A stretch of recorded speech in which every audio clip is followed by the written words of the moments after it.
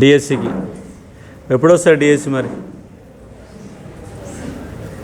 DSC ఎప్పుడు వస్తుంది? రేపు జూన్లోగా. మామూలుగా అయితే మనకు అకాడమిక్ ఇయర్ కాబట్టి జూన్లో ఇవ్వాలా. కానీ ఇప్పుడు ఎమ్మెల్సీ ఎన్నికలు వచ్చినాయి, తర్వాత మళ్ళీ సర్పంచ్ ఎన్నికలు అంటున్నారు. గ్రూప్ 2 చదువుతున్నారా? గ్రూప్ 2 అయిపోయింది. గ్రూప్ 2 వాళ్ళు ఎవరు లేరు. ఎస్ఐ కానిస్టేబుల్ మిగతా వాళ్ళతో డిఎస్సి. స్టడీస్ పరంగా చూసినప్పుడు కొంత నిజామాబాద్ వెనకబడుతున్నాయి, అవునా? ఎక్కువ మస్కట్ పోదామంటారు. 10th క్లాస్ అయిపోగానే మస్కట్ పోవాలా. కొద్దిగా మిగతా జిల్లాలతో పోల్చినప్పుడు కరీంనగర్, నల్గొండ, మహబూబ్ నగర్, వరంగల్తో పోల్చినప్పుడు ఎడ్యుకేషన్ పరంగా కొంత వెనకబడ్డ జిల్లా Nizamabad. Agriculturally is number 1 Nizamabad. ఎందుకంటే సారవంతమైనటువంటి భూములు ఉన్నాయి. మీకు ప్రధానంగా 2 నదులు పోతున్నాయి. ఒకవైపు మంజీరా పోతుంది, ఆ మంజీరా వచ్చి గోదావరిలో కలుస్తూ ఉంది. నిజాం సాగర్ ప్రాజెక్టు ఉంది, శ్రీరామ్ సాగర్ ప్రాజెక్టు ఉంది. అంటే నిజాం కాలంలో 1930sలోనే నిర్మించబడ్డ ప్రాజెక్టు. ఏ ప్రాజెక్టు? నిజాం సాగర్ ప్రాజెక్టు. కాబట్టి అంత పూడిక వేరుకపోయి అది అలా అందిస్తుందా అంటే అందించట్లేదు. శ్రీరామ్ సాగర్ ప్రాజెక్టు ఉంది, మంచి ల్యాండ్స్. కానీ ఎడ్యుకేషన్ వస్తే వాళ్ళకు వెనకబడతనం కనబడుతుంది. ఒకప్పుడు 6వ జోన్లో భాగంగా నిజామాబాద్ జిల్లా ఉండేది. 6వ జోన్లో ఉన్నప్పుడు నల్గొండ, మహబూబ్నగర్ జిల్లా వాళ్ళే మీ పోస్టులను కొల్లగొట్టేవాళ్ళు. ఇవాళ జోనల్ సిస్టమ్ అయింది.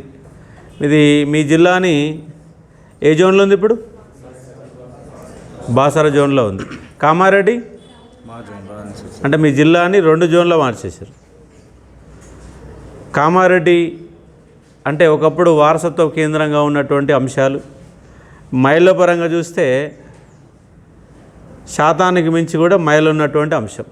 ఒకవైపు మస్కట్. ఇవన్నీ మీ యొక్క భౌగోళిక పరిస్థితులు. ఇలా పోటీ పరీక్షలు ప్రిపేర్ అవుతూ ఉన్నాం. మరి ఆ పోటీ పరీక్షలు ప్రిపేర్ అవుతున్నాం కానీ ఇన్ టైంలో ఉద్యోగాలు పడతలేవు. పడినా గందరగోళాలు, కోర్టు కేసులు, వాయిదాలు, నోటిఫికేషన్ ఇన్ టైంలో రావు. ఎగ్జామ్ పెట్టినాక క్వశ్చన్లు తప్పు వస్తాయి, కీ తప్పు వస్తుంది. ఆ తప్పు మీద మళ్ళీ కేసులు పడతాయి. రిజల్ట్ తొందర ఇయ్యరు. ఎగ్జామ్లు ఆగమాగం పెడతారు. ఎగ్జామ్లేమో మొత్తం ఉరిమి అరే ఇప్పుడు రేపు ఆగం అయిపోతుందని పెడతారు. గ్రూప్ 2 ఎగ్జామ్ పెట్టారు. ఎప్పుడు పెట్టారు? డిసెంబర్ 15-16 గ్రూప్ 2 ఎగ్జామ్ పెట్టారు. ఇవాళ ఎంత వచ్చింది? ఫిబ్రవరి 15 వచ్చేసింది. అంటే ఎన్ని రోజులు అయింది? 2 నెలలు అయింది. 2 నెలలు అయినా ఇంతవరకు వాళ్ళు ఫైనల్కి పెడితే చేతగాల. ఆల్రెడీ తయారు చేసిన పేపర్లేగా, ఎగ్జామ్ పెట్టిందే కదా. ఎగ్జామ్ పెట్టిన దానికి ఇంతవరకు ఫైనల్కి పెట్టలేకపోయారు. ఎగ్జామ్ మాత్రమేమో ఆగమాగులు పెడతారు. అల్లి తప్పులు ఉంటాయి, గందరగోళాలు. అంటే సమస్య ఏంటంటే నిరుద్యోగుల గురించి మాట్లాడే వాళ్ళు ఉన్నారా? నిరుద్యోగుల గురించి మీ ఎమ్మెల్యే మాట్లాడుతుండా? ఎవరు మీ ఎమ్మెల్యే?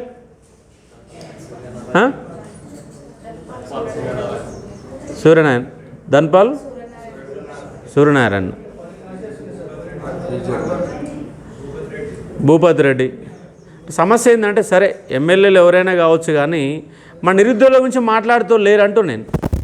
ఎంపీలు ఉన్నారు, నిరుద్యోగుల నుంచి అసలు మాట్లాడరు. ఓటేస్తాం అయిపోతుంది. నిరుద్యోగులు ఎంతమంది రాష్ట్రంలో? 35 లక్షల మంది ఉన్నారు. టీఎస్పీస్ దగ్గర పేర్లు నమోదు చేసుకున్న వాళ్ళే 30 లక్షల మంది ఉన్నారు. అటు ఇటు ఇంకా ప్రైవేట్ ఉద్యోగాలు చేసేవాళ్ళు పేర్లు నమోదు చేసుకుని వాళ్ళు వివిధ రకాల వాళ్ళు 30 లక్షలు ఉంటారు. దాదాపు 50-60 లక్షల మంది గ్రాడ్యుయేట్లు రాష్ట్ర వ్యాప్తంగా. కానీ గ్రాడ్యుయేట్ల గురించి మాట్లాడే వాళ్ళు ఉన్నారా అంటే లేరు. మనం మాట్లాడతామంటే మనం మాట్లాడడం. మనం ఎంతసేపు ఉన్న పుస్తకాలు పట్టుకొని చదవాలా, వాడు ఎప్పుడేస్తే ఎగ్జామ్ రాద్దామా ఉద్యోగం కొట్టుకొని వెళ్ళిపోదామా అన్నటువంటి ఫీలింగ్ తప్ప మనం మాట్లాడడం. మన డిగ్రీ అయిపోయింది మనది. తక్కువ చదివాను మనం. ఎన్ని ఏళ్ళు చదివారు బయట కూర్చొని? ఎన్ని రోజులు చదివారు? 15 ఏళ్ళు చదివారు. 1 సంవత్సరం 2 ఏళ్ళు కాదు, 15 ఏళ్ళు బయట కూర్చున్నాం. బడైపోయినా కూడా 4-5 ఏళ్ళు అవుతుంది. డిగ్రీ అయిపోయి 4-5 ఏళ్ళు ఉండలేరు. ఎప్పుడు ఉన్నారా? 4-5 ఇయర్స్ అయినా ఉన్నారు కదా. అంటే 20 ఏళ్ళు కష్టపడతా ఉన్నాం కానీ ఫలితాలు వస్తలేవు, ఉద్యోగాలు వేస్తలేరు, వేసినా గందరగోళాలు. కేసీఆర్ గవర్నమెంట్ నిరుద్యోగులు ఆగం చేసిన అనుకున్నాం, అవునా? మన నిరుద్యోగులను ఆగం చేసుకొని కేసీఆర్ గవర్నమెంట్ కూలగొట్టినాం. మరి ఎవరు తెచ్చుకున్నాం? కాంగ్రెస్ తెచ్చుకున్నాం. కాంగ్రెస్ ఏమన్నా ఎన్నికల మేనిఫెస్టోలో జాబ్ క్యాలెండర్ అన్నది. డిసెంబర్ 9లోకి ఎన్ని లక్షల ఉద్యోగాలు నింపుతానది? ఎంత? 2 లక్షలు. డిసెంబర్ 9లోగా 2 లక్షల ఉద్యోగాలు ఇచ్చేసాం, పట్టాలు ఇచ్చేస్తామని చెప్పింది.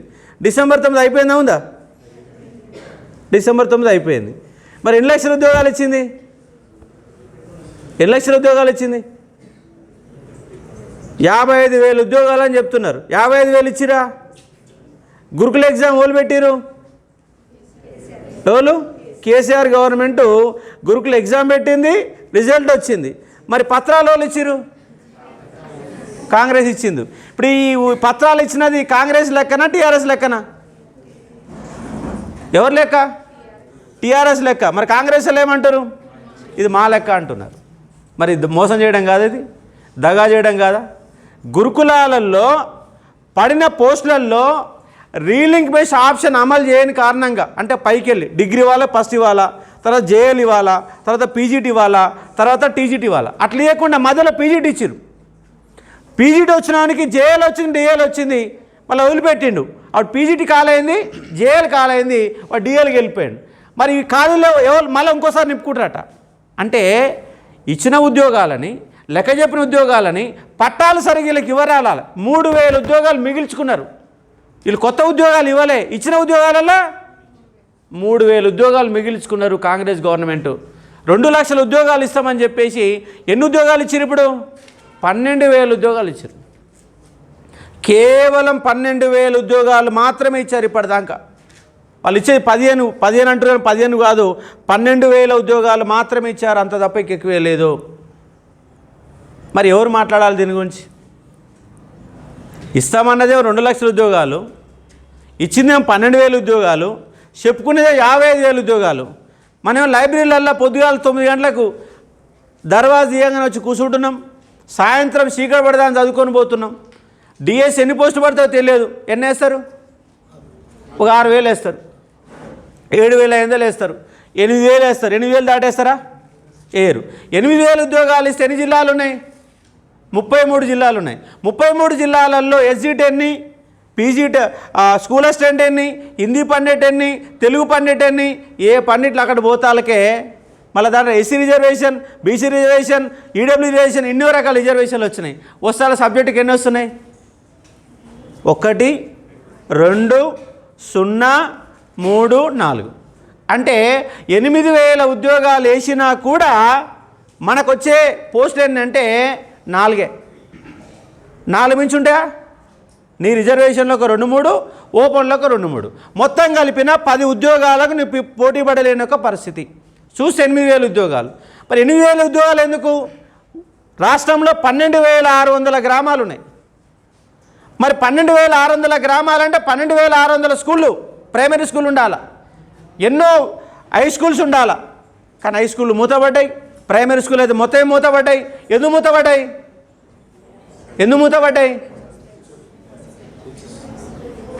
అన్ని రకాల కారణాలు. దాంట్లో ప్రధాన ముద్దా ఎవరంటే గవర్నమెంట్ సౌకర్యాలు కల్పించదు. కానీ నారాయణ చైతన్య రోజు సంఖ్య పెరుగుతుంది, కానీ గవర్నమెంట్ స్కూళ్ళ సంఖ్య తగ్గిపోతుంది. స్కూల్లో 10 మంది ఉంటారు, 5 ఉంటారు, 3 ఉంటారు. ఏకోపాధ్యాయ స్కూల్ ఒకడు 3, 4 టీచర్లు ఉన్నటువంటి పాఠశాలలు ఇవాళ మొత్తంగా 5, 6, 10 మంది. ఆ 10 మంది ఒకటే టీచర్ పోతారు. ఆ ఒక టీచరే 2వ తరగతి 2 ఉంటారు, 3వ తరగతిలో 3 ఉంటారు, 5వ తరగతిలో 5 ఉంటారు. ఎవరిని పాఠం చెప్పాలి? ఒక టీచర్ పోయి ఒకే టీచర్ చెప్తే విద్యా వ్యవస్థ మొత్తం నాశనమైనట్టే కదా. హై స్కూల్లో ఒకప్పుడు 400, 500 మంది నేను చదువుకున్నప్పుడు మినిమం ఏ స్కూల్ పోయినా 500 మంది స్ట్రెంత్ ఉండేది. మరి ఇలా 500 స్ట్రెంత్ ఉందా? ఏడ 150. హై స్కూల్లో 150. మరి గవర్నమెంట్ స్కూల్ మూతపడడానికి కారకుడు ఎవరు అంటే ప్రభుత్వమే. సౌకర్యాలు కల్పించదు. మన గవర్నమెంట్ బడికి నమ్మకం పోయేలా ముందుగా ఎవరిస్తారు? పాలకులు. ఎందుకంటే కార్పొరేట్ వ్యవస్థను మొత్తం కూడా పైకి తీయాలి, కార్పొరేట్ రాజ్యంని పైకి తీసుకురావాలా. తీసుకొచ్చి ఇవాళ రైతు బంధు ఇస్తారు. ఎంత ఇస్తారు? ఒక 4 ఎకరాలు ఉంటే 48,000 ఇస్తారు. ఇలా కేసీఆర్ మన రేవంత్ రెడ్డి గవర్నమెంట్ 12,000 రూపాయలు ఇస్తామని చెప్తుంది. 48,000 ఇస్తారు, కానీ పిల్లవాడిని బడికి పంపిస్తే 1,00,000 రూపాయలు అవుతుంది. అంటే 45,000 రూపాయలు మళ్ళీ ఎటువైపు అవుతుంది? గవర్నమెంట్ స్కూల్ ఫీజు కడతా ఉన్నాం, ప్రైవేట్ స్కూళ్ళలో కాలేజీలలో ఫీజు కడతా ఉన్నాం. అంటే గవర్నమెంట్ ఒకవైపు తీసుకొని మరోవైపు ప్రైవేట్ రంగాన్ని ప్రోత్సహిస్తుంది. అంటే గవర్నమెంట్ బడిని బాగా చేసుకోవాలా. ఢిల్లీలో గవర్నమెంట్ స్కూలు ప్రైవేట్ స్కూల్ కంటే బాగుంటుంది. ఎవరు? కేజ్రీవాల్ అనే వ్యక్తి ఆ విద్యా వ్యవస్థను బాగు చేసిండు. ఆయన మీద చిన్న అవినీతి మరకలేసి అలా ఓడగొట్టారు. అంటే గవర్నమెంట్ బడిని బాగా చేస్తాను ఎక్కువ కాలం ఉండనిస్తలేరు. ఎందుకంటే ఓటింగ్ అనేది డబ్బులమయంగా మారిపోయింది. డబ్బులతో కొనుగోలు చేసి పడేస్తున్నారు. మతం పేరుతో కొనుగోలు చేసి పడేస్తున్నారు. కులం పేరుతో కొనుగోలు చేసి పడేస్తున్నారు. ఎన్నో రకాలుగా అంశాలని ప్రభావితం చేసి డబ్బు, ఎన్నో రకాల అంశాలు. చదువుకున్న వాళ్ళేమేమో మనకు ఉద్యోగం వస్తున్న పుస్తకాలు పట్టుకొని ఎంటెక్ చేసిన వాళ్ళు, బీటెక్ చేసిన వాళ్ళేమో రోడ్ల మీద తిరుగుతున్నాం. 15,000 రూపాయల జీతం కూడా వస్తలేదు. ఎంటెక్ చేస్తే 15,000 రూపాయల జీతం వస్తలేదు. మరి ఎప్పుడు మారాలి ఈ సమాజం? ఈ వ్యవస్థ ఎప్పుడు మారాలా? మనం ఎవరికి వాళ్ళుగా ఉంటున్నాం. ఈ ప్రశ్నించే తత్వం పెరగాలంటున్నాను. అప్పుడప్పుడు ఎన్నికలు వస్తున్నాయి. ఎన్నికల్లో, సర్పంచ్ ఎన్నికల్లో విద్యా వ్యవస్థ మీద చర్చ జరగదు. ఎమ్మెల్యే ఎన్నికల్లో విద్యా వ్యవస్థ చర్చ జరగదు. ఎంపీ ఎన్నికల్లో విద్యా వ్యవస్థ చర్చ జరగదు. అసలు విద్య గురించి మాట్లాడేవాడే ఉండడు. నిరుద్యోగుల గురించి మాట్లాడే వాళ్ళు ఉండరు. మొన్న 2 సంవత్సరాల ముందు మన నిరుద్యోగ ఉద్యమాన్ని మొదలుపెట్టినాం. బలంగా చేసినాం. 2.5 లక్షల మంది గ్రౌండ్లో ఉరికేటట్టు చేసాం. గ్రూప్ 2 పోస్టులు పెంచాలని కొట్లాడినాం. ఫలితం ఏమైంది? కనీసం మన ఎన్నికల మేనిఫెస్టోలో కాంగ్రెస్ జాబ్ క్యాలెండర్ ఒక చర్చగానే వచ్చింది. కనీసం ఉద్యోగాల తర్వాత సంగతి, నిరుద్యోగుల గురించి మాట్లాడడం మొదలుపెట్టారు. నిరుద్యోగుల గురించి మాట్లాడాలంటే నిరుద్యోగులే ప్రశ్నించాలా, మాట్లాడే తత్వాన్ని అర్థం చేసుకోవాలా. మరి ఎంత మాకేం చెప్తున్నారు సార్ అని మీరు అనొచ్చు. అవునా? మాకు తెలియదు అవన్నీ, మాకు తెలుసు, నువ్వే చెప్పాలా అనొచ్చు. కానీ తెలుసుకోవాలా, ప్రశ్నించాలా. మహిళలు ఇవాళ 50% ఉన్నారు. నిజామాబాద్లో 50% దాటిపోయినారు. ఎక్కువ మంది ఉంటారు, చదువుకుంటున్నారు. కాబట్టి మనల్ని మనమే నిర్మించుకోవాలా. ఆ నిర్మించుకోవాలంటే కొంత ప్రశ్నించే గొంతుకలు కూడా మనకు కావాలా. మనమే చైతన్యవంతంగా మారే ఒక ప్రయత్నం చేయాలా. నేను మన ఎమ్మెల్సీ ఎన్నికల్లో పోటీ చేసిన, నేను నిరుద్యోగ అంశాన్ని చర్చకు తీసుకొచ్చిన. కనీసం నేను చర్చ పెట్టినా. నేను గెలుస్తున్నా ఓడితే తర్వాత సంగతి. అందరు ఎమ్మెల్సీలు ఎవరి గురించి మాట్లాడంటే నిరుద్యోగుల గురించి మాట్లాడే విధంగా, సభలలో ఏడ్చే విధంగా, మమ్మల్ని అన్యాయం చేసిన ఏడ్చే విధంగా నేను చేశాను. నిరుద్యోగులు పుస్తకం పట్టుకున్న ప్రతి ఒక్కరు నాకు ఓటేసారు. మిగతా వాళ్ళు వేలా. నిరుద్యోగులంతా నాకు అండగా నిలబడ్డారు. సెకండ్ ఓటింగ్ 1,00,000 మంది వేసారు. ఫస్ట్ ఓటింగ్ 30,000 మంది వచ్చారు. వాళ్ళంతా ఎవరు వేసిన? నిరుద్యోగులే. కానీ ఆ సెకండ్ ఓటింగ్ 1,00,000 ఓట్లు నాకు మోడీ ఓటింగ్గా మారలేకపోయినాయి. ఎందుకు మారలేకపోయిందంటే డబ్బులు అనేవి పనిచేసినాయి. నాకు ఓటేద్దామని ఎన్నికల బూద్దానికి వచ్చి పైసలు తీసుకొని సెకండ్ ఓటుగా మార్చేసే ప్రయత్నం చేశారు. ఇవాళ కూడా అదే పరిస్థితి గ్రాడ్యుయేట్ ఎన్నికల్లో జరుగుతూ ఉంది. మొన్న ఖమ్మం, వరంగల్, నల్గొండ ఎన్నికలు జరిగినాయి ఒక 7-8 నెలల క్రితం. ఇవాళ మీ ఎన్నికలు జరుగుతున్నాయి. నిజామాబాదు, కరీంనగర్, మెదక్, ఆదిలాబాద్ యొక్క గ్రాడ్యుయేట్ ఎన్నికలు అనేవి జరుగుతూ ఉన్నాయి. మరి గ్రాడ్యుయేట్ ఎన్నికల్లో మీరు ఎంతమంది ఓటు నమోదు చేసుకున్న ఒకసారి చేతులు ఎత్తండి. ఓటు నమోదు చేసుకున్న వాళ్ళు. మరి మిగతా వాళ్ళకి ఓటు లేదా? ఉన్నది కానీ పట్టించుకోవాలి. డిగ్రీ అయిపోయి 3 ఏళ్ళు ఉండాలి. కొంతమంది ఉన్నా కూడా పేరు నమోదు చేసుకోవాలి. దాంతో వచ్చేది పోయేదే ఉందని చెప్పేసి. కొంతమంది తెలియదు.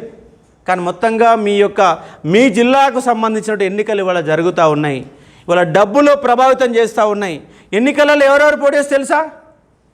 కాంగ్రెస్ వారిని ఎవరు పోటీ చేస్తున్నారు? నరేందర్ రెడ్డి, కానీ సాధారణ తెలుసు.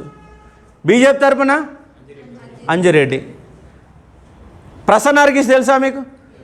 ఎట్లా తెలుసు మీకు? ₹1 కోర్సు ఇచ్చిండా? ఇక్కడికి వచ్చిండు, ₹1 కోర్సు ఇచ్చిండు. ₹1 కోర్సు అందరూ తీసుకున్నారా లేదా? తీసుకోలేదా? తీసుకోండి మరి ఇప్పుడన్నా. విన్నర్స్, ప్రసన్న హరికృష్ణ విన్నర్స్ అనే ఒక మనకి యాప్ ఉంటుంది. యాప్లో టెట్కు సంబంధించి ఫ్రీ కోర్సు ఇచ్చారు, డిఎస్ సంబంధించి ఫ్రీ కోర్సు ఇచ్చారు, ఎస్ఐ కానిస్టేబుల్ ఫ్రీ కోర్సు ఇచ్చారు, గ్రూప్ 2, 3 ఫ్రీ కోర్సు ఇచ్చారు. ₹1 కట్టాలా. ₹1 కట్టవద్దు, అది తీసుకోదు కాబట్టి ₹1 పెట్టరు. 0 పెడితే ఒట్టినరా తీసుకోదు, ₹1 కట్టాలా. కాబట్టి ఫ్రీ కోర్సు ఇచ్చారు. ఎందుకు ఇచ్చినా ఫ్రీ కోర్సు మీకు? ఆయన దగ్గర కోర్సు ఉంది కాబట్టి ఇచ్చిండు. అవునా? మరి ఆల్ఫోర్స్ నరేందర్ రెడ్డి దగ్గర స్కూల్ ఉన్నది, స్కూల్లో ఫ్రీగా అడ్మిషన్ ఇస్తాడా? మరి ఆయనకాడ ఉందిగా, కాలేజ్ ఉందిగా, స్కూల్ ఉన్నది కదా, మరి ఫ్రీకి ఇవ్వచ్చు కదా. కనీసం ఫీజుని తగ్గివచ్చు కదా. ఫీజు తగ్గిస్తాడా? తగ్గియలేదు. అంటే చదువు విలువ ప్రసన్న హరికృష్ణకు తెలుసు. చదువుకుంటారు, కనీసం పోటీ పరీక్షల కన్నా ప్రిపేర్ అవుతారనే ఉద్దేశంతో ₹1 కోర్సు ఇచ్చిండు. పుస్తకాలు రాసిండా? విన్నర్స్ పబ్లికేషన్ మన దగ్గర ఒక బుక్ అని ఉంటుందిగా, ఉన్నదా? ఒక బుక్ అన్న లాస్ట్ ఎస్ఎన్టీనో, హిస్టరీనో, ఏదంటే పాలిటీనో, ఎకానమీనో, కరెంట్ అఫైర్స్ ఏదో ఒక బుక్ అయితే ఉంటుంది కదా. ఆయన పుస్తకాలు రాసిండు అంటే పుస్తకాలు రాసినట్టు ఆయన అక్కడ సబ్జెక్ట్ ఉంది కదా. ఆయన డిగ్రీ కాల్ లెక్చరర్ ఉద్యోగానికి రాజీనామా చేసిండు. ఉద్యోగాలు రాజీనామా చేసి వాళ్ళు ఎమ్మెల్సీ ఎన్నికల్లో పోటీ చేస్తుండు. సరే ఆయన కోసం చేస్తుండా మన కోసం చేసిన అంశాన్ని పక్కన పెడితే మనకైతే లబ్ధి చేకూరుస్తున్నాడు కదా. ₹1 కోర్సు ఇచ్చిండు, పుస్తకాలు రాస్తున్నాడు, సమాజాన్ని చైతన్యవంతం చేస్తున్నా లేదా? మరి వాళ్ళ మీ నిరుద్యోగుల సమస్యలు ఉన్నాయి సమస్యలు ఉన్నాయా? రేపు డిఎస్సి పడలేదు, పడకపోతే ఎవరు మాట్లాడాలి? మరి రేపు మే నెల దాకా జూన్ దాకా ఈ సంవత్సరం డిఎస్సి నోటిఫికేషన్ అయ్యాడు, ఏం చేస్తారు మీరంతా చెప్పండి. ఏం చేద్దాం మరి? వేయకపోతే వేస్తారనే ఆశాభావం ఉంది. ఆ పకడలు అప్పుడప్పుడు ఆ డిప్యూటీ సీఎం మేము అప్పుడేస్తాం ఇప్పుడేస్తాం 6,000 వేస్తాం 3,000 వేస్తామని ఏదో మాట్లాడుతున్నాడు. ఒకవేళ వేయలేదు ఏంటి పరిస్థితి? ఏం చేయాలా? రోడ్డు ఎక్కాల్సిందే. ఆ రోడ్డు ఎక్కడంలో నేను ముందుంటా, నాతో పాటుగా ప్రసన్న హరికృష్ణ కూడా ముందుంటాడు. ఎందుకంటే ఆయన డిఎస్సి గురించి తెలుసు, ఆయన పుస్తకాలు రాసిండు, ఆయన సైకాలజీ చదివిండు, పెడగాగి చదివిండు, సబ్జెక్టు తెలుసు, మీ సిలబస్ గురించి తెలుసు, ఎస్జిటిలో సిలబస్ ఏంటి, స్కూల్ అసిస్టెంట్ సిలబస్ ఏంటి, ఎన్ని రకాల సబ్జెక్టులు ఉంటాయి, ఆ స్కూల్ అసిస్టెంట్లో ఏమేమి ఉంటుంది అని కూడా తెలుసు. బయోసైన్స్ వాళ్ళు చేతెత్తండి. బయోసైన్స్ వాళ్ళు టెట్లో మ్యాథ్స్ నేర్చుకోవాలనా? లేదు. మరి మీరు చదువుతురుగా. మరి బయోసైన్స్ వాళ్ళు మ్యాథ్స్ చదువుతున్నారు, పోయి మీరు స్కూల్లో మ్యాథ్స్ చెప్తారా? ఏం చెప్తారు? మరి మ్యాథ్స్ ఎందుకు? మరి మీకు మ్యాథ్స్ వాళ్ళు బయోసైన్స్ ఎందుకు? మరి బయోసైన్స్ వాళ్ళు 90 మార్కులు వస్తాయా రావా అని చెప్పేసి భయంతో చదువుతారు. అవునా? ఆ భయం మీకు ఎందుకు ఉండాలా? ఎన్సీఆర్టీ గైడ్లైన్స్ మార్చాలా? ఎన్సీఆర్టీలో రూల్ ఉంది, వాళ్ళకు ఉంది. సోషల్ వాళ్ళు సోషలే చదువుతున్నారు, తెలుగు పండిట్ వాళ్ళు ఏం చదువుతున్నారు? సోషలే చదవాలా. ఇంగ్లీష్ వాళ్ళు సోషలే బీడీ రాసుకునే పరిస్థితి ఉంటుంది. కానీ ఇవన్నీ మారాలి, నిబంధనలు మార్చాలా, సిలబస్లో మార్పు రావాలా. మీకు ఒక 10 మార్కుల సిలబస్ ఉంటుంది, ఏముంటుంది చెప్పండి? 10 మార్కులు జీకే, 60 మార్కులు కంటెంటు, మెథడ్ ఉంటుంది, ఇంకోటి ఏముంటుంది? Perspective education. ఆ పర్స్పెక్టివ్ ఎడ్యుకేషన్ ఎన్ని మార్కులు ఉంటుంది అంటే 10 మార్కులే ఉంటుంది, కానీ సిలబస్ ఎంత ఉంటుంది? ఇంత సిలబస్ ఉంటుంది. అంటే నీ కంటెంట్లో ఎంత సిలబస్ ఉంటుందో ఒక పర్స్పెక్టివ్ ఎడ్యుకేషన్ అంతా సిలబస్ ఉంటుంది. సిలబస్ ఎవరు రూపొందిస్తారంటే అవసరం లేని మెటీరియల్ అంతా ఇచ్చేసి మన పైన రుద్దుతూ ఉన్నారు. ఇవాళ కొత్త టీఎస్పీ చైర్మన్ వచ్చిండు, ఆయన సిలబస్ మారుస్తా అంటుండు. నువ్వోడు మార్చడానికి? చైర్మన్ అంతా మాత్రం సిలబస్ మారుస్తావా?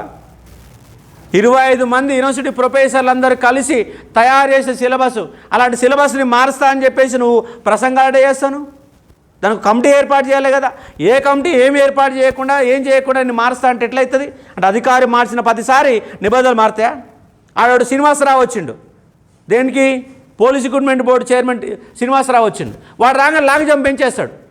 లాంగ్ జంప్ పెంచిన కారణంగా మెరిట్ విద్యార్థులు ఎవరు కూడా లాంగ్ జంప్ కొట్టలేక అవస్థవస్తమయ్యారు. జీవో నెంబర్ 46 తెచ్చారు, జీవో నెంబర్ 29 తెచ్చారు. ఏదో కొత్త అధికారి మారిన ప్రతిసారి నిబంధనలు మారుతున్నాయి, అవి మనకు ప్రాణ సంకటం అవుతున్నాయి. తప్పుడు కీలు ఇస్తున్నారు, గందరగోళాలు వస్తున్నాయి. ఇవన్నీ నిరుద్యోగులకు ఉన్న సమస్యలు.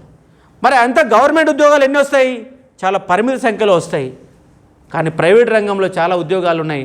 హైదరాబాదు మనది, కానీ హైదరాబాదులో ఆంధ్రోడు ఉద్యోగం చేస్తున్నాడు, హైదరాబాదులో బాంబే వాడు ఉద్యోగం చేస్తున్నాడు, హైదరాబాదులో యూపీకి వెళ్ళి వచ్చి మొత్తం ఉన్నాయి.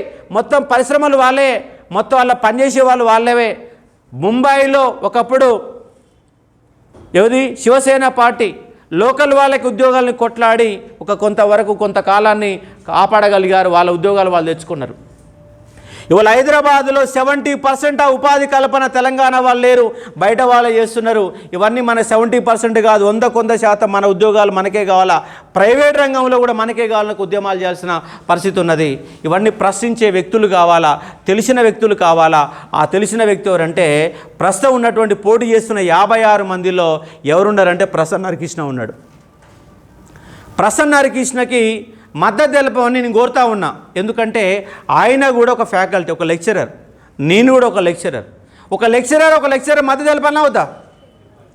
నేను మద్దతు తెలపడంలో న్యాయం ఉందా లేదా? మరి నేను ఏదో ఒక పార్టీకి, కాంగ్రెస్కో లేదా బీజేపీకి అమ్ముడు పోవచ్చు. నేను పోయి వాళ్ళ కాడ కూర్చొని నాకు డబ్బులు వస్తాయి, ఇవ్వరా నువ్వు ప్రచారం చేస్తుంటే ఖచ్చితంగా ఇస్తారు. మరి అమ్ముడు పోయినా నేను పోలేదు. ఒక ఫ్యాకల్టీ అయినటువంటి ఒక లెక్చరర్ అయినటువంటి నాతో పాటు ఫ్యాకల్టీగా పనిచేసిన వ్యక్తి, ఒక డిగ్రీ కాల్ లెక్చరర్గా పనిచేసిన వ్యక్తి ప్రసన్న హరికృష్ణకు నేను మద్దతు తెలుపుతా ఉన్నా. మీరు కూడా మద్దతు తెలపాలని కోరుతా ఉన్నా. ఎందుకు కోరుతా ఉన్నా అంటే ఆయనకు మీకు డిఎస్సి బాధలు తెలుసు, గ్రూప్ 2 బాధలు తెలుసు, గ్రూప్ 1 బాధలు తెలుసు, సబ్జెక్టు పైన క్లారిటీ ఉన్నది, మాట్లాడే శక్తి ఉన్నది, అవగాహన ఉంది. రేపు శాసన మండలి అడుగు పెడితే మన గురించి, మా నిరుద్యోగుల గురించి మాట్లాడి 4 ఉద్యోగాలు ఇవ్వండి, ఆడ పోస్టులు ఖాళీ ఉన్నాయి, ఎందుకు నింపడం లేదని అడగడానికి అవకాశాలు ఉంటాయి. రేపు మనకు నోటిఫికేషన్ రాకపోతే అవసరమైతే రోడ్ ఎక్కడానికి అవకాశాలు ఉంటాయి. కాబట్టి ప్రసన్న హరికృష్ణని మనం గెలిపించుకునే ఒక ప్రయత్నం చేద్దాం. ఆయన ప్రాధాన్యత ఓటు 3, సీరియల్ నెంబర్ ఎంత అంటే 3, సీరియల్ నెంబర్ ఎంత 3. ఆ 3 సీరియల్ నెంబర్ పైన ఎన్నో నెంబర్ ఓటు వేయాలి మనం? 1 వేయాలి. 3 నెంబర్ పైన 3 కాదు, 3 నెంబర్ పైన 1 ఓటు వేయాలి. ఎన్ని ఓట్లు వేయచ్చు మీరు? రేపు ఎమ్మెల్సీ ఎన్నికల్లో ఎన్ని ఓటు వేయచ్చు? ఎన్ని ఓట్లు వేయచ్చు? ఎంతమంది ఉంటే అంతమంది వేయచ్చు. 56 ఓట్లు వేసుకోవచ్చు. కానీ మనం మాత్రం ప్రసన్న హరికృష్ణ మాత్రం 1 ఓటేసేసి బయటకు వద్దాం. ఏ ఓటు వేయాల్సిన పని లేదు, వేసుకో, తప్పేం లేదు. ఆ వేసేటప్పుడు కనుక జాగ్రత్త పాటించకపోతే నీ యొక్క మొత్తం కూడా మురిగిపోతుంది. పోయినసారి నల్గొండ జిల్లాలో 29,000 ఓట్లు మురిగిపోయినాయి. 29,000 ఓట్లు వేసిన ఓటు చెల్లుబాటు కాలేదు. మరి ఎవరు వేశారు ఈ ఓట్లు? ఎవరు వేసారు? గ్రాడ్యుయేట్లు. గ్రాడ్యుయేట్లు అంటే డిగ్రీ చదువుకున్న వాళ్ళు. డిగ్రీ చదువుకున్న వాళ్ళు 15 చదివిన వాళ్ళు ఓటేస్తే ఓటేమైంది? మురిగిపోయింది, చెల్లుబాటు కాలేదు. మరి డిగ్రీ చదివిన కనీసం మనకు ఓట కూడా సరి వినియోగించకపోతే ఎట్లా? కాబట్టి మనకు నెంబర్లు అక్కడ ఏముంటాయంటే నెంబర్లు మాత్రమే వేయాలా, వాళ్ళు ఇచ్చిన పెన్నుతో మాత్రమే రాయాలా, వాళ్ళు ఇచ్చిన పెన్నుతో రాయాలా. టిక్ మార్క్ పెడితే రైట్ అవుతా? టిక్ మార్క్ పెట్టినా తప్పు అవుతుంది. ముద్ర కొడితే రైట్ అవుతా? తప్పు అవుతుంది. ఏం చేయాలా? కేవలము నెంబర్ మాత్రమే వేయాలా. ఆ నెంబరు మీకు నచ్చిన వ్యక్తికి వేయాలా. మీకు నచ్చిన వ్యక్తిని ప్రసన్న హరికృష్ణ అని చెప్పేసి భావిస్తూ ఉన్నాం. ఏదామా వద్దా? వాళ్ళ ఆల్ఫోర్స్ 9 రెడ్డికి వేసిన అనుకో, రేపు మీరు కాంగ్రెస్కి వేశారు. మరి కాంగ్రెస్కి వేస్తే కాంగ్రెస్ ఆల్ఫోర్స్ 9 రెడ్డికి డిఎస్సి గురించి తెలుసా? మాట్లాడతాడా రేపు డిఎస్సి గురించి? గ్రూప్ 2 సిలబస్ తెలుసా ఆయనకు? గ్రూప్ 1 సిలబస్ తెలుసా? పోలీస్ రిక్రూట్మెంట్ ఏం జరుగుతుంది తెలుసా? లాంగ్ జంప్ ప్రాబ్లం ఏందో తెలుసా? జీవో నెంబర్ 46 తెలుసా? అంటే ఏమీ తెలియదు. వేసినా కూడా వేస్ట్ అవుతుంది. అంటే వేస్ట్ అంటే ఆయన గెలుస్తాడు, ఆయన పోతాడు. ఇప్పటికి 54 బ్రాంచులు ఉంటాయి ఆయనకు. 54 బ్రాంచులు కాస్త ఎన్ని అవుతాయి? 84 అవుతాయి. కానీ మనకు వచ్చే లాభం ఏంటంటే లాభం లేదు. ప్రశ్నించే గొంతుకలు కావాలా, మాట్లాడే వాళ్ళు కావాలా, వాళ్ళ గురించి ఆలోచన చేయమని చెప్తా ఉన్నాను నేను. కానీ ప్రసన్న హరికృష్ణ అనే వ్యక్తి మనకు అన్ని రకాల సమర్థుడైన వ్యక్తి, సబ్జెక్టు తెలిసిన వ్యక్తి, మాట్లాడగలిగే వ్యక్తి, అన్ని రకాలు తెలిసిన వ్యక్తి. కాబట్టి ఆయన ఎన్నుకుందామని చెప్పేసి నేను చెప్తా ఉన్నాను. కాబట్టి 3వ నెంబర్ పైన మొదటి ప్రాధాన్యత ఓటేయండి. నేను ఒక నిరుద్యోగిని. రేపు కనుక మీకు డిఎస్సి పడకపోతే అందరికంటే ముందుగాల రోడ్డు ఎక్కేది ఎవరు? ఎవరు ఎక్కుతారు? అశోక్ సారే ఎక్కుతారు ఫస్ట్. మీ అడుగు కంటే ముందు నా అడుగే ఉంటుంది. రేపు గ్రూప్ 2 వాళ్ళ సమస్య వచ్చినా, కానిస్టేబుల్ సమస్య వచ్చినా, ఏ సమస్య వచ్చినా, నా ఇన్స్టిట్యూట్ ఉంది, అశోక్ అకాడమీ ఉన్నది. నా అకాడమీలో కూడా రాష్ట్రంలో 15,000, 20,000 రూపాయల ఫీజులు ఉంటే అందరిని నేల పట్టుకొచ్చిన, తక్కువ ఫీజులో ఇచ్చే విధంగా తయారు చేసిన రికార్డెడ్ వీడియోస్. ఇవాళ మొత్తం ఒక 10-15 వేలు పెడితే 10-15 వేలు పెడితే మొత్తం ఆన్లైన్ చదువుకోవచ్చు. మీరు నిజామాబాద్ జిల్లాలో కూర్చొని హైదరాబాద్లో జరిగే మొత్తం క్లాసెస్ వినొచ్చు. జస్ట్ 10,000 పెడితే అన్ని యాప్లు కొనవచ్చు. అవునా కదా? మరి ఇవాళ మీ నిజామాబాద్ జిల్లాలో ఎల్కేజీ వాడి ఫీజు ఎంత ఉంది? ఎల్కేజీ వాడికి మినిమం స్కూల్, బేసిక్ స్కూల్లో ఎంత ఫీజు చెప్పండి? ఎంత ఉంటుంది? అట్లీస్ట్ 30,000 అయితే ఉంటుంది కదా. 30,000 అని ఉంటుంది కనీసం. తక్కువ దాకా 30, ఎక్కువలో ఎక్కువ 1,00,000. మరి మీరు ఇవాళ ఆన్లైన్లో చదువుకోవడానికి ఎంత ఖర్చు పెడుతున్నారు? ఎంత? ఒక 10,000. మొత్తం అన్ని యాప్లు తీసుకున్నా, నీకు నచ్చిన యాప్ల కోర్సు తీసుకున్నా కూడా 10,000. ఆ 10,000 వరకు అన్ని యాప్లు కొనేంత శక్తి రావడం గల కారకుడు ఎవరంటే అశోక్ సార్. ఇవాళ ప్రసన్న హరికృష్ణ కూడా ₹1 1000 గంటల క్లాస్ ఇచ్చిండు. ఇవాళ మీరు డిఎస్సి ప్రిపేర్ కావడానికి అవకాశం ఇస్తున్నాడు. ఎందుకంటే మా చదువులో తెలుసు, దాని ప్రాధాన్యత తెలుసు కాబట్టి దగ్గరగా ఉంది. ఎల్కేజీ వాడి ఫీజు కూడా మనం కడతలేము, అంతకంటే తక్కువ కూడా గ్రూప్స్ ప్రిపేర్ కావడానికి అవకాశాలు ఎక్కున్నాయి. మాలాంటి వాళ్ళు కోచింగ్ ఫ్యాకల్టీలు అనే వాళ్ళు మొత్తం తెలుసు కాబట్టి తక్కువ ఫీజులతోని చదువుకోవడానికి, లైబ్రరీలో కూర్చొని చదువుకోవడానికి ఉపయోగపడుతుంది. ఇది గవర్నమెంట్ లైబ్రరీ, అవునా? ఈ గవర్నమెంట్ లైబ్రరీలో ఎంతోమంది చదువుకొని ఐఏఎస్ ఆఫీసర్లు అయిన వాళ్ళు ఉన్నారు, ఐపీఎస్లు అయిన వాళ్ళు ఉన్నారు. మనం కూడా కావాలా? కష్టపడితే రానిదంటూ ఏముండదు. నాతోని కాదు అనే పదం ఎక్కడ కూడా ఉండదు. ఉంటుందా? 10th క్లాస్ ఫెయిల్ అయిన వాళ్ళు ఐఏఎస్ ఆఫీసర్లు అయినారు, లేరా? ఉన్నారా లేరా? కాబట్టి మనకు కావాల్సింది ఏంటంటే మానసిక సంకల్పం. ఆ మానసిక సంకల్పం కనుక బలంగా ఉంటే మనం ఎక్కడికైనా ఎవరెస్ట్ శిఖరమైన ఎక్కొచ్చు. చదువుకు ఏం లేదండి. చదువు అందం ఉన్న వాళ్ళకి మంచి చదువు వచ్చి అందం లేని వాళ్ళు చదువు తక్కువ వస్తుందా? అందానికి చదువు సంబంధం ఉందా? కులానికి సంబంధం ఉందా? మతానికి సంబంధం ఉందా? స్త్రీ పురుష వివక్ష సంబంధం ఉందా? లేదు. ఎందుకంటే పురుషులనేమో ప్రైవేట్ స్కూల్లో పంపి అమ్మాయిలను గవర్నమెంట్ స్కూల్లో పంపిస్తారు. కానీ గవర్నమెంట్ స్కూల్లో చదివిన అమ్మాయి ఐఏఎస్ ఆఫీసర్ కావచ్చు, ప్రైవేట్ స్కూల్లో చదివినోడు పొరంబోకు కావచ్చు. అవునా కాదా? అంటే చదువు అనే దానికి అంతరాలు లేవు, కులం లేదు, మతం లేదు, ఏమీ లేకుండా అందరికీ దమ్మున్నోడికి అందేది ఏంటంటే ఒక చదువు మాత్రమే. ఆ చదువు ద్వారా ఎవడైనా ఎక్కడికైనా ఎక్కొచ్చు. డాక్టర్ బిఆర్ అంబేద్కర్ ఉన్నారు. అంబేద్కరు మన బస్ వెనక ఒక వాక్యం రాస్తే ఏం రాస్తామంటే 50 అడుగుల దూరం పాటించండి. ప్రతి బస్ వెనకాల ఉంటుందా? ఆయన చదువుకునేటప్పుడు ఆయన అందరు 50 అడుగుల దూరం ఉంచారు. ఆయన్ని దోషులతో నీళ్ళు ఇవ్వమంటే దోషులతో పోస్తే నీళ్ళు తాగిండు. చివరికి ఆయన టిఫిన్ బాక్సు బోర్డు వెనకాల టిఫిన్ బాక్స్ ఉంటే ఆ బోర్డు పైన ఉన్నత కులాలకు సంబంధించిన వాళ్ళు రాయడానికి కూడా ముందుకు రాలి. ఎందుకు రాయట్లేరు అంటే వెనక అంబేద్కర్ టిఫిన్ బాక్స్ ఉందని చెప్పారు. ఎక్కడో మూల కూర్చోబెట్టారు. లెక్చరర్ అయినా కూడా కుండలో నీళ్లు తాగనివ్వలేదు. లెక్చరర్ అయినాక కూడా ఏమంటారు, అక్కడ ఉన్న బ్రాహ్మణ పండితులు ఏమంటారంటే ఈ కుండలో అంబేద్కర్ గారు రేపటి సంధి మీ నీళ్లు మీరు తెచ్చుకోండి అంటారు. అప్పుడు అంబేద్కర్ ఏమంటాడంటే ఈ కుండలో నీళ్లు తాగడానికి నాకు ఎలాంటి అభ్యంతరం లేదు, ఈ కుండలో నీళ్ళు తాగడానికి నాకు ఎలాంటి అభ్యంతరం లేదు, నీకేమైనా అభ్యంతరం ఉంటే నువ్వు తెచ్చుకో. ఇవాళ అంబేద్కర్ అనే వ్యక్తి ప్రపంచంలోని 10 మంది మేధావులలో ఒక మేధావి. అవునా కదా? ఇవాళ అంబేద్కర్ గురించి ఇష్టమున్నా లేకపోయినా అంబేద్కర్ జయంతి చేయనటువంటి గవర్నమెంట్ చూపించగలుగుతారా? ఇష్టమున్నా లేకుండా అంబేద్కర్కు దండేయాల్సిందే. అంబేద్కర్ నగర్ లేకుండా మీ నిజామాబాద్ జిల్లా కానీ, మీ బోధని కానీ, ఒక ఆర్మూరు కానీ, ఒక కామారెడ్డి కానీ అంబేద్కర్ నగర్ లేకుండా ఉన్నదంటే లేదు. అంబేద్కర్ విగ్రహం ఉండాల్సిందే, అంబేద్కర్ నగర్ ఉండాల్సిందే, ఎక్కడ పోయినా అంబేద్కర్ గురించి మాట్లాడాల్సిందే, పుస్తకం చదివినా అంబేద్కర్ గురించి చదువుకోవాల్సిందే. మరి అంబేద్కర్ని ఇంత పెద్ద వ్యక్తిని చేసింది ఎవరంటే ఓన్లీ ఫర్ ఎడ్యుకేషన్. ఎడ్యుకేషన్ అనే ఒక ఆయుధం ద్వారా అంటరానితనానికి సంబంధించిన వ్యక్తి ప్రపంచంలోని 10 మంది మేధావులు ఒక మేధావిగా మారి ఇవాళ భారతదేశాన్ని మొత్తం ప్రభావితం చేసినటువంటి ఒక తత్వవేత్తగా మారిన డాక్టర్ బిఆర్ అంబేద్కర్.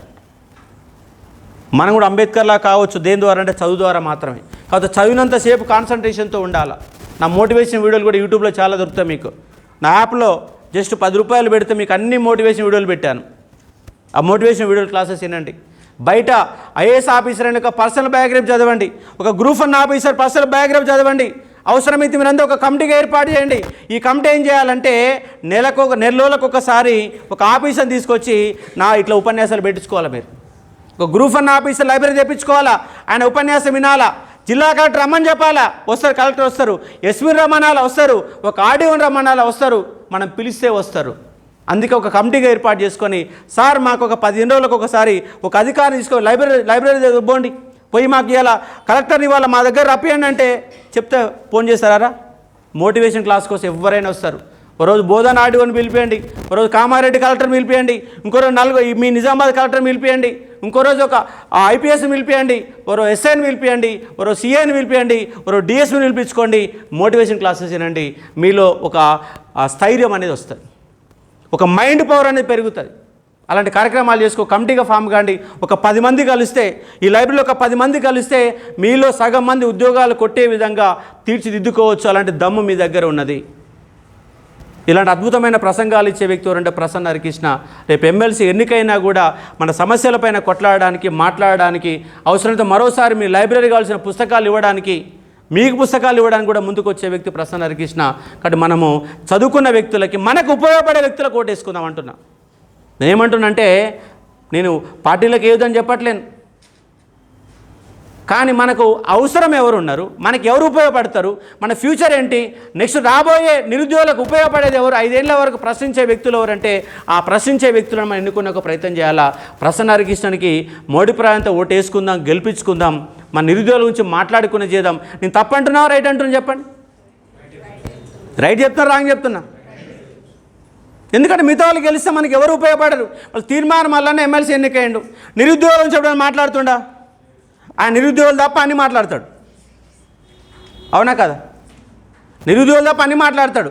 ఆయన కాడికి పోతే మనం సబ్జెక్ట్ చెప్పినా ఆయనకు అర్థం కాదు, పక్కన ఉండి ఆయన చెప్పాలా, ఆ పక్కన ఉండి ఆయన సగం చెప్పకపోతే అర్థం కాదు. కానీ నిరుద్యోగ అంశాలు తెలిసిన వ్యక్తులు మనకు కావాలా. కాబట్టి దీన్ని ఈ లైబ్రరీని అందంగా తీర్చిదిద్దుకోండి, బాగా కష్టపడండి. నేను చెప్పినట్టుగా సంవత్సరానికి ఒక 20 మంది అధికారులను తెప్పించుకొని నెలకొక్కలనే పిలిపించుకోండి.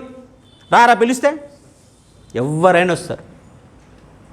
రోడ్డు మీద ఒక ఎస్ఐని పిలిపించి రండి సార్ ఒక 10 నిమిషాలు మాకు మోటివేషన్ అంటే ఏదో చెప్పాల్సిన పని లేదు. ఆయన ఎట్లా కష్టపడ్డాడు, ఆర్థిక ఇబ్బందుల వల్ల ఉద్యోగం వెనక పోయిందా ముందుకు పోయిందా? ఎందుకంటే ప్రతి గవర్నమెంట్ ఉద్యోగం కొట్టిన ప్రతి వ్యక్తి ఇవాళ ఆఫీసర్లు ఉన్న వాళ్ళందరూ కూడా గవర్నమెంట్ స్కూల్ చదువుకున్న వాళ్ళే. 99% ఆర్థిక ఇబ్బందులు పడ్డ వాళ్ళే, పూరి గుడిసెలు ఉన్న వాళ్ళే, బావి దగ్గర పని చేసిన వాళ్ళే, వ్యవసాయ పనులలో పాల్గొన్న వాళ్ళే, గవర్నమెంట్ జూనియర్ కాలేజీలో, గవర్నమెంట్ డిగ్రీ కాలేజీలో, ఉస్మాన్ యూనివర్సిటీలలో, మీ యొక్క తెలంగాణ యూనివర్సిటీ అన్ని యూనివర్సిటీలలో చదువుకున్న వాళ్ళే ఎవరు ఉంటారంటే మీరు వాళ్ళే ఉంటారు, ఉద్యోగాలు కొట్టే వాళ్ళే ఉంటారు.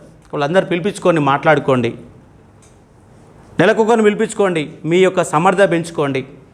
మీకు ఆన్లైన్లో ఎక్కడ ఫ్రీ కోచింగ్ దొరుకుతుందో తీసుకోండి. సబ్జెక్టు బాగుంటే చదవండి. ఫ్రీగా వచ్చిందని చెప్పేసి అది కూడా కూర్చుంటే వేస్ట్ అవుతుంది. తెలుస్తుందిగా మీకు మంచిదా బాగుందా బాలేని.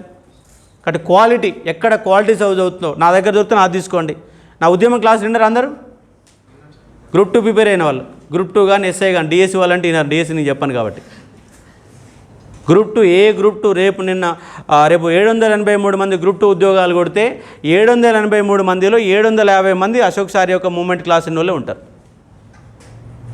బరాబర్. ఎందుకంటే నేను మూమెంట్లో పిహెచ్డి చేశాను, మూమెంట్ పై నాకు అంత సబ్జెక్ట్ గ్రిప్ ఉంది, మంచి మోటివేషన్ క్లాస్ ఇస్తాను, తక్కువ ప్రైజ్ క్లాస్ ఇస్తాను.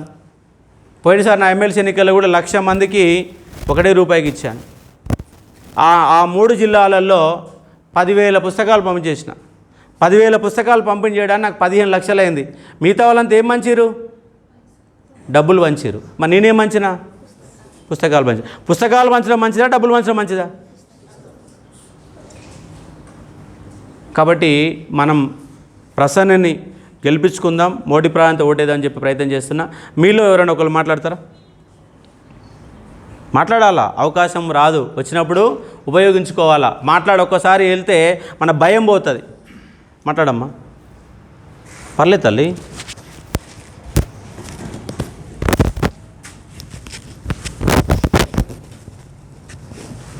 సార్ మాది డిఎస్సి ఎస్ఏ బయోసైన్స్ అయితే మాకు ఉద్యోగాలు వేస్తున్నారు. కానీ ఇప్పుడు మొన్న వేసిన డిఎస్సిలో కూడా మాకు 16 పోస్టెస్ ఉన్నాయి. అందులో ఎస్సీకి వచ్చేసి 2 పోస్టులు ఉండే సార్. ఓపెన్లో 16 ఉండే సార్. కామారెడ్డి డిస్ట్రిక్ట్. మా క్యాస్ట్కి వచ్చేసి ఎస్సీ క్యాస్ట్కి వచ్చేసి 2 ఉన్నాయి. దానికోసం కష్టపడ్డాం. కానీ కాంపిటీషన్ బాగుండేసరికి మాకు ఎక్కువ మార్కులు వచ్చేసరికి కూడా మాకు రాలేదు. ఇప్పుడైతే ఈ డిఎస్సిలో వేస్తారా వేయరా అనేది అసలు నమ్మకం లేకుండా పోయింది. చదువుకుంటున్నాం కానీ భయం ఎక్కడో వేస్తారో వేయరో అన్నట్టు భయం. ఇప్పుడు ఎడ్జిటి వాళ్ళకు వాళ్ళు చదువుతున్నారు, వాళ్ళకు కొన్ని అన్నట్టు ఉంటాయి. వాళ్ళు ఎడ్జిటి చేశారు కదా సార్. అంటే మా బీఎడ్ వాళ్ళకు 2 పేపర్లకు ఛాన్స్ ఇవ్వలేరు సార్. వాళ్ళకైతే హై స్కూల్స్ మండలానికి 2-3 ఉంటాయి, ప్రైమరీ స్కూళ్ళు 10 ఊళ్ళో ఉంటుంది. కాబట్టి 80% ఎస్జిటి కంపల్సరీ వేయాల్సిందే. ఎస్జిటి పోస్టులు పడుతున్నాయి కానీ స్కూల్ అసలు పడతలేదు.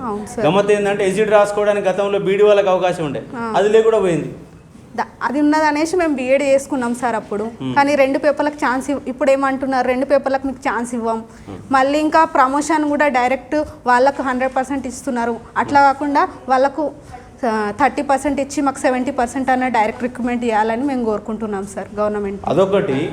ఇలా బీఈడీ చేసిన వాళ్ళు ఎంతమంది అంటే రాష్ట్ర వ్యాప్తంగా 4 లక్షల మంది ఉన్నారు. 4 లక్షల మంది ఉన్నారు. మరి 4 లక్షల మంది ఉంటే గవర్నమెంట్ ఉద్యోగాలు రాష్ట్ర వ్యాప్తంగా 6-7 ఇస్తున్నారు. 4 లక్షల మంది ఉన్నటువంటి దాంట్లో ఇవాళ 4-5 వేల పోస్టులు వేస్తే 8 వేల పోస్టులు వేస్తే ఏడాది ఇస్తే 33 జిల్లాల పంపిణీ చేసేలా అయిపోతుంది. మన డిమాండ్ ఏముండాలంటే ప్రైవేటు స్కూళ్ళల్లో 8,000-10,000 రూపాయల నుంచి గొడ్డు సాగరి చేయించుకుంటున్నారు. సార్.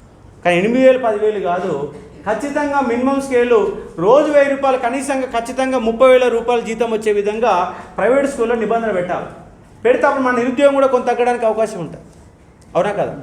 నిరుద్యోగం తగ్గడానికి అవకాశం ఉంటుంది. అలాంటి విధంగా డిమాండ్ చేయాలి. ప్రైవేట్ స్కూళ్ళల్లో ఫీజులు ఏమో 50,000 60,000 వసూలు చేస్తారు, టీచర్లకేమో 10,000 రూపాయలు ఇస్తారు. ఇది ఎక్కడ న్యాయం మరి? నీ ఫీజు ఎంత వసూలు చేస్తున్నావు, టీచర్కి ఎంత ఇస్తున్నావు? మినిమం వేజ్ స్కీలు నీ యొక్క స్కూల్ పెట్టిన దానికి అదనంగా టీచర్ల యొక్క జీతాలు కూడా ఇవ్వాలి, డిమాండ్లు పెడితే కొంతలోనే కొంత ఉపాధి దొరుకుతుంది కదా. ఇలాంటి డిమాండ్స్ మన కాడికి వెళ్ళి రావాలి. ఓన్లీ బీడీ చేసినాం అయిపోయింది, నాకు ఉద్యోగం రాలేదు కాబట్టి ఇంటికి పోతా అనే కాన్సెప్ట్ కాదు. ఉమెన్స్ ఉన్నారు, ఉమెన్స్ సంబంధించిన ఉద్యోగాలు ఉన్నాయి. నిన్న ఒక అమ్మాయి నా దగ్గరికి వచ్చింది, ఆమె కోర్సు నేర్చుకున్నది. ఏం కోర్సు? పెళ్ళికి పోయినప్పుడు వాళ్ళకి మేకప్ వేయడం, జుట్టు వేయడం. ఒక పెళ్ళి పోతే ఆమెకు ఎంత వస్తాయి? 20,000 రూపాయలు ఇస్తారట. ఒకటే పెళ్ళి ఎంతసేపు చేస్తుంది? 2 గంటలే. 2 గంటలు దాటితే పెళ్ళి అవుతాడా? ఆగదు కదా. 2 గంటలు కష్టపడితే ఎంత వస్తుంది ఆమెకు? అట్లీస్ట్ 10,000 వస్తున్నాయి. ఒక 2-3 గంటలు కష్టపడితే 10,000 వస్తున్నాయి. ప్రైవేట్ స్కూల్లో పనిచేస్తే ఎంత వస్తాయి? నెల మొత్తం కష్టపడితే 8,000 వస్తాయి. మరి అలాంటి కోర్సు మనం ఏం చేసుకోకూడదు? అమ్మాయిని నేర్పుతా సార్, ఇప్పుడు నేను తక్కువ ఫీజు 25,000 రూపాయలు ఫీజు పెడుతున్నా, ఆ 25,000 కోర్సు చేస్తే ఆమెకు ఒకటే రోజులో మొత్తం అయిపోతుంది సార్ అంటుడు. 25,000 నాకు నెల రోజులలో నేను నేర్పిస్తా, మొత్తం ఐటమ్స్ ఇస్తాము, అది నేర్పిస్తాం మొత్తము. నేర్పించిన తర్వాత మనకు ఒకటే రోజులో ఆమె శాలరీ మొత్తం వెళ్ళిపోతుంది. లేదంటే 2 పెళ్ళిళ్ళు పోతే అయిపోతాయి, తర్వాత పెళ్ళి మొత్తం పైసలు మిగులుతాయని చెప్తున్నాయి. అలాంటివి కూడా మనం ప్రయత్నం చేయాలి. జస్ట్ బీఈడీ చేసేసి ఉద్యోగం రాలేదని ఖాళీ కూర్చోకుండా ఒక బ్యూటీషియన్ కోర్సు, దాన్ని ఏమంటారు జుట్టు వేసిన ఏమంటారు, ఏం కోర్సు అంటారు? బ్యూటీషియన్ కాదమ్మా, అది ఇక్కడ కొత్త పేరు చెప్పింది, నాకు గుర్తులేదు. కానీ అంటే మనం చైతన్యం కావాలా. ఒక టీ షాప్ పెట్టినా కూడా, నా పక్కన ఒక పోయి చాయ్ వాళ్ళని ఒక చిన్న టీ షాప్ పెట్టిండు. ఆ టీ షాప్ యొక్క ఖరీదు ఎంత అంటే నెలకు 1,00,000. నామోషి పడకుండా క్వాలిటీ చాయ్ పెట్టేస్తే చదువుకున్న వాళ్ళు తెలుగు ఆలోచన చేయాలా. మీ పక్కనే ఆయన గ్లాసులో 10 రూపాయలు చాయ్ ఇస్తాడు, అవునా? మనం ఏం చేయాలా? మంచిగా డెకరేట్ చేయాలా. షాపును ముందుగా 30,000 పెడితే మంచి డెకరేషన్ అవుతుంది. దాంట్లో గ్లాస్ సైజ్ కొంత సైజు పెంచాలా. 50 రూపాయలు చాయ్ పెట్టాలా. ఇవాళ హైదరాబాద్లో నీలోఫర్ చాయ్ అమ్మితే ఎంత? 150 రూపాయలు చాయ్. ఒక చాయ్ ఖరీదు ఎంత? 150. బీర్ ఖరీదు ఎంత? 150. ఒక బీర్ ఖరీదు ఒక చాయ్ని అమ్ముతున్నారు. అంటే తెలుగు ఉండాలి. తెలుగు ఉంటే ఎక్కడైనా బతకొచ్చు. కాబట్టి మనం ఏం చేస్తున్నామంటే మూస పద్ధతిలో ఒకసారి ప్రిపేర్ అవుతాం, రాత మళ్ళీ ప్రిపేర్ అవుతున్నాం, 10 ఏళ్ల కాలం ఇక్కడనే ఉంటున్నాం. అట్లా కాకుండా కొత్తగా ఆలోచన చేస్తే మనం కూడా నెలకు 1,00,000 రూపాయలు సంపాదించే సత్తాలు వస్తాయి. రావని ఏం కాదు, తెలుగు పదులు పెట్టాలి. కొత్తగా ఇన్నోవేషన్గా మనం ఆలోచన చేస్తే బాగుంటుంది. ఇలాంటి ఆలోచనలన్నీ కూడా రేపు ప్రసన్న హరికృష్ణ కూడా శాసన మండలిలో కనుక ఉంటే ప్రభుత్వాన్ని ప్రశ్నించడం, దాంతోపాటు టెక్నికల్ యూనివర్సిటీలు గవర్నమెంట్ ఒత్తిడి పెంచే ఇలాంటివి కూడా చేయడానికి అవకాశాలు ఎక్కువ ఉంటాయి. కాబట్టి చూసుకునే ప్రయత్నం చేయండి. కాబట్టి మీ బయో సైన్స్లో పోస్టులు పెంచాలనే ఒక డిమాండ్ని మనం బలంగా వినిపించే ఒక ప్రయత్నం చేద్దాం. ఇంకే చెప్పండి అమ్మా. Thank you sir. ఇంకేమన్నా మీ ప్రాబ్లమ్స్ ఏమైనా చెప్పండి. మన దగ్గర ఉన్నటువంటి ఈ సార్ పేరు సుకేష్. మొన్నటి దాకా మీలాగే లైబ్రరీలో కూర్చొని చదివిండు. ఎంత చదివిండు అంటే 4 ఏళ్ళు కష్టపడ్డాడు. కష్టపడాలి దానికంటే ఎక్కువ కష్టపడ్డాడు. రేపు గ్రూప్ 2 కనుక రిజల్ట్ వస్తే వన్ ఆఫ్ ద విజేతగా ఉంటాడు. మరి గ్రూప్ 2 రిజల్ట్ వచ్చిందాక ఎందుకు వెయిట్ చేయాలా? అప్పటిదాకా ఖాళీగా ఉండడం ఎందుకు? మన చదివిన సబ్జెక్ట్ ఉపయోగపడుతుందా లేదా అని చెప్పేసి ప్రయత్నం చేసి వాళ్ళు ఎకానమీ ఫ్యాకల్టీగా మారాడు. అంటే 4 ఏళ్ళు సీరియస్ కష్టపడితే అటు సబ్జెక్ట్ వచ్చింది, రేపు ఉద్యోగం వస్తుంది. దాంతోపాటు వాళ్ళ ఎకానమీ ఫ్యాకల్టీగా చెప్పడానికి అవకాశం ఉంటుంది. ఒక ఫ్యాకల్టీగా మారితే ఒక సాఫ్ట్వేర్ ఇంజనీర్తో సమానం. ఒక ఫ్యాకల్టీగా మారితే సాఫ్ట్వేర్ ఇంజనీర్తో సమానం. సాఫ్ట్వేర్ ఇంజనీర్కి ఎంత జీతం వస్తుంది? ఎంత వస్తుంది? 1,00,000 రూపాయలు అయితే మినిమం వస్తాయి కదా. 1,50,000 వస్తాయి. 20 లక్షల ప్యాకేజ్ ఉంటే సంవత్సరానికి. ఒక ఫ్యాకల్టీ అయితే కూడా ఈజీగా రోజు ఒక 2,000 3,000 వేసుకున్న నెలకు 1,00,000 రూపాయలు ఈజీ సంపాదించే అవకాశం ఉన్న ఏరియా ఫ్యాకల్టీ.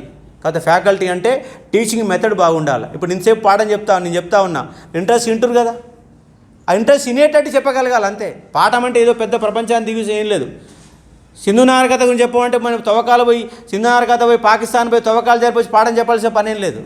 దాన్ని ఎట్లా అనే కాన్సెప్ట్ అని చెప్పి ఒక ప్రయత్నం చేయాలి. అలాంటి ఫ్యాకల్టీ కూడా అవకాశాలు చాలా ఉంటాయి. అలా కూడా ప్రయత్నం చేయండి, మార్గాలు అన్వేషించండి. నేను కూడా నెక్స్ట్ రేపు ఒక జాబ్ పోర్టల్ అని పెట్టేసి ఉపాధి అవకాశాలు ఎక్కడెక్కడ దొరుకుతున్నాయి అనే ఒక వేరు వ్యక్తులను తీసుకొచ్చి ఇంటర్వ్యూలు చేసే ఒక ప్రోగ్రామ్ను కూడా నేను త్వరలోనే పెట్టబోతా ఉన్నాను. దాంట్లో అది పేమెంట్ ఏముంటే ఫ్రీగానే యూట్యూబ్లోనే అసలు ఎట్లా ఉద్యోగ అవకాశాలు ఎట్లా ఉంటాయి, మనందరం క్వాలిఫికేషన్ అంటే అలాంటి అంశాలు కూడా మనం ప్రయత్నం చేయడానికి చేస్తూ ఉన్నాం. నా యొక్క స్టూడెంటు ఇవాళ ఫ్యాకల్టీగా ఉన్నటువంటి వ్యక్తి మన యొక్క సుకేష్ ఒక 2 నిమిషాలు